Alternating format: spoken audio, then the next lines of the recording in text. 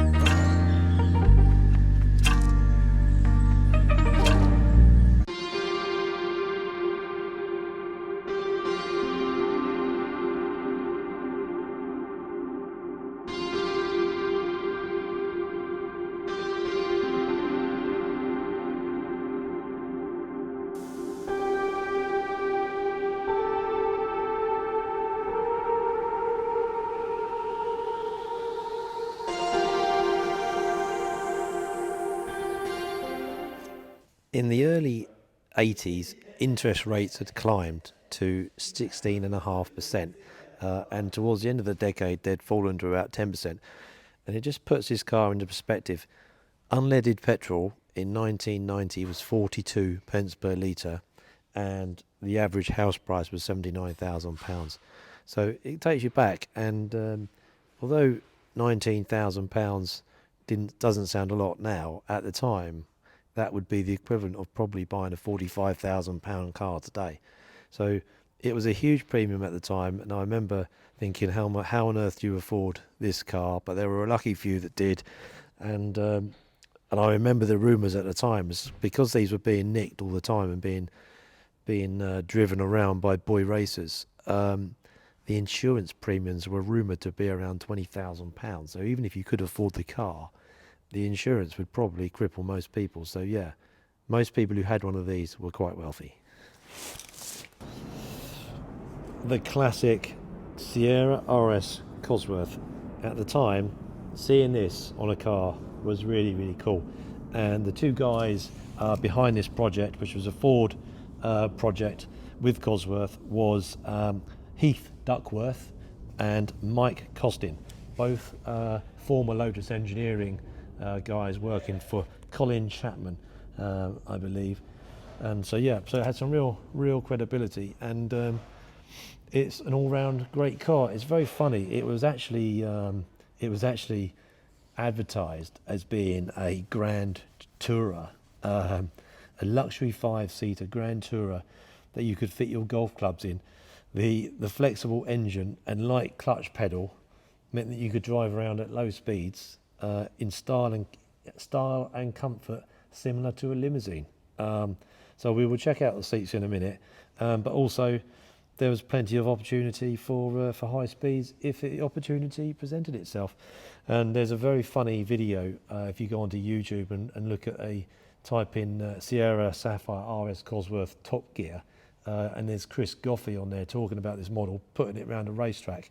And so if you like that sort of stuff, have a look at it. It's very funny, and it shows you how this handles around a track.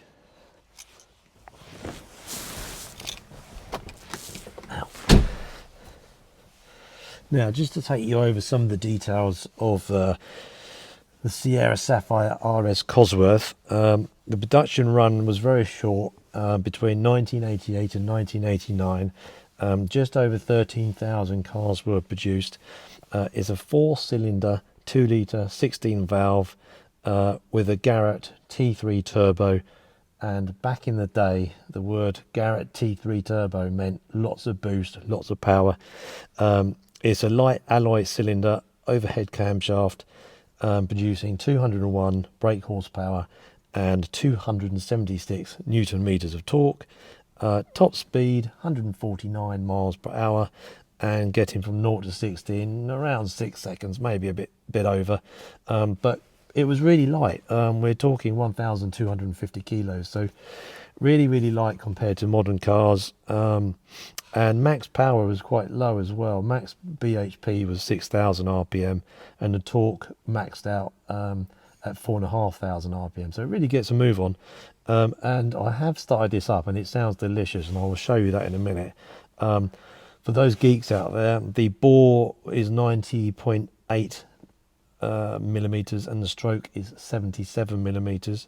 It's got a heavy duty 5-speed manual gearbox, limited slip diff, and these came in rear wheel drive and 4-wheel drive, power steering, ABS, electric windows, the very cool headlight wipers, which I hopefully can show you.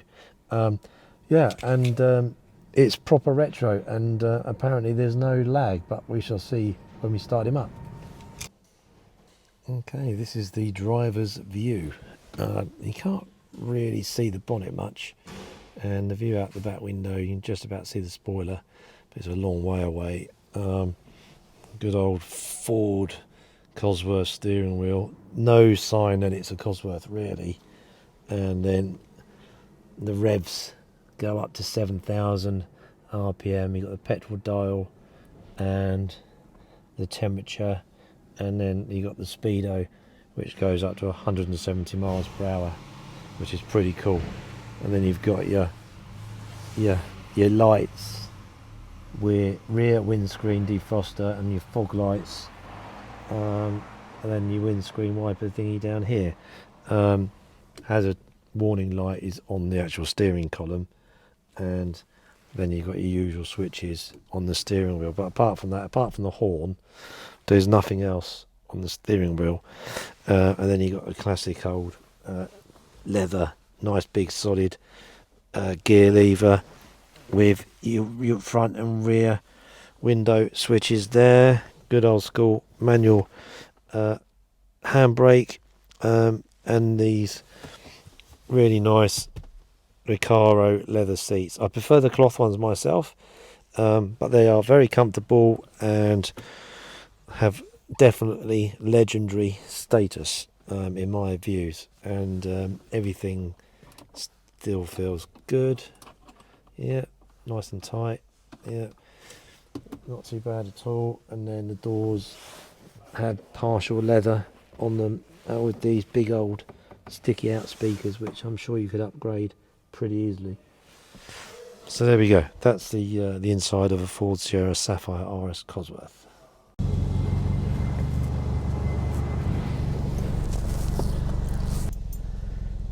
I'm really impressed how loud this car is.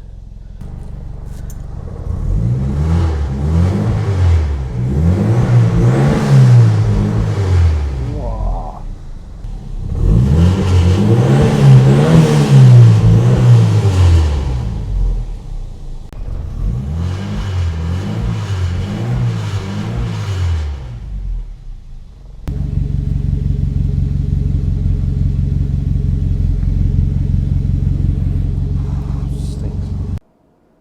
Okay, this is quite funny. To release the petrol cap, you push that down, and voila, it opens it up. And there we go. Is there any data on there? No. Tell you what does stand out though is how low that petrol cap is. I mean, I'm 5'10", and that's just above my kneecap. So that would be quite awkward to fill up. But anyway, yeah, so things have changed a bit. Ergonomics have improved over the years. 15-inch wheels, standard, big fat tyres. There you go, the word Sapphire.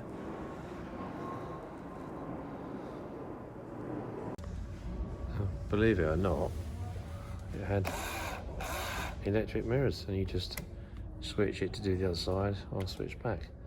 It's quite cool. Didn't expect that. For the time, it's not actually a bad door card. You got your usual armrest, door pull, latch, and there's a fairly sizable bin here to store things. Pre-molded, no real creature comforts. You know, was probably a bit more luxurious than the cars of its day. The seats are most definitely. That's what the footwell looks like. Plenty of room. The pedals are set to the right. That's one thing I do notice. The pedals are set to the right. You know, not quite in the middle, but they're nicely spaced, so they work pretty well. There we go. All right. Okay, so this was advertised as a 5-seater limousine. Let's check it out from the back. Okay. Yeah. Well, you get 2 people comfortably in here. Let's see. Yeah, it's not bad. Got plenty of knee room. Yeah, I think you'd squeeze 5 people in here. Put that up there. And that's the view of the front, old school. I'll tell you what, although this is an old car and, you know, the interior feels proper 90s, with the noise of that engine that it makes in this car, it's not a bad buy, you know. I think you're going to get a lot of pleasure out of driving this. I think it's going to be quicker than you probably think. And the noise is much louder than your average modern car. And you get the glorious petrol smell as well. So yeah, it's you know, it's different. But would I call it a limousine? No, but it is comfortable. Little RS Sapphire Cosworth out the back, but it ain't bad. It's a nice. If you're into this sort of thing, you're going to love it.